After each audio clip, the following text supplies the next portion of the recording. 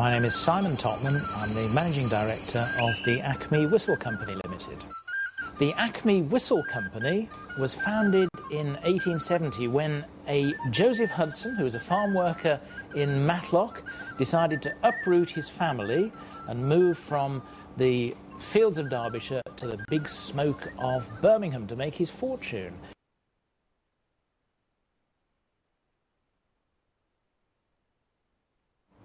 It's our policy to have 2 new products every year, and that's really an important part of our marketing and sustainability as a company. If ever you go to a trade show, the first thing people ask when they come onto your stand is, what's new? And nothing falls flatter than if you say, nothing this year. So developing a product is really important for us. We never stop experimenting. There's always a difficult marketing conundrum when you're introducing new products.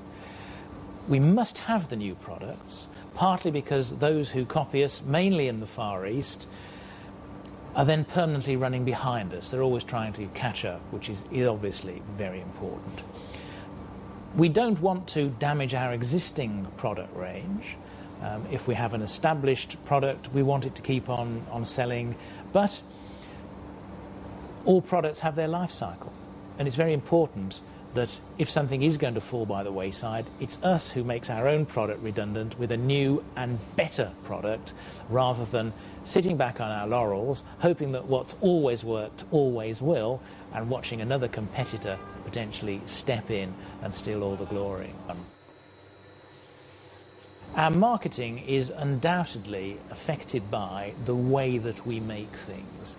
A very good example of that is a tradition that was laid down by Joseph Hudson, our founder, who, like many founders of businesses, was perhaps a little eccentric and a very determined individual. One of the things he used to do was personally blow every whistle before it left the factory. Well, with the production now of about 6 million a year, that of course isn't possible. But we still do test every single one. We don't batch test 5%, 10%. Everything is blown. Today, of course, it's plugged into an airline. Nobody is sitting down there blowing whistles.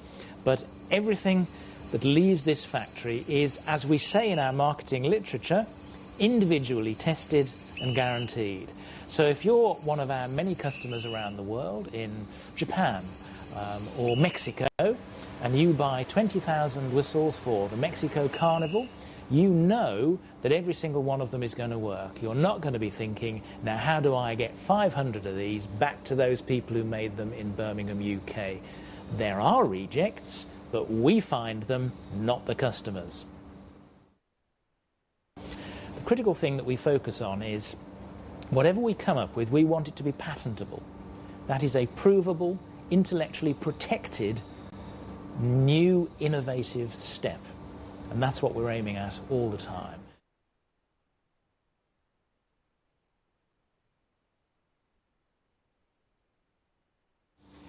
Our internet sales are the fastest growing part of this business. In fact, it's the only part of the business where sales are doubling year on year.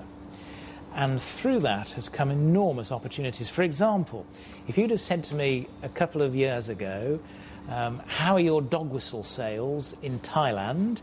I'd have said non-existent. I don't think there's a market out there. How wrong I would have been. We had one inquiry for some dog whistles, so we did some marketing into that part of the world, and now we're selling hundreds of specialist dog whistles into Thailand. So that's a great example of our website actually generating inquiries and interest and knowledge for us that we would never have had previously. To achieve a global profile, we all the time are concentrating on those who can inform the opinions of the people we can't reach. So, for example, we may influence a very senior policeman who will influence others below him and say, well, the London police whistle is the one we want. So once we've got the opinion leaders to tell our tale, we then back it up by getting at the consumers. And that's probably as much as we can do. We can't afford worldwide advertising. We can't afford to go on the television. I'd love to, but whistles won't support that kind of budget. you.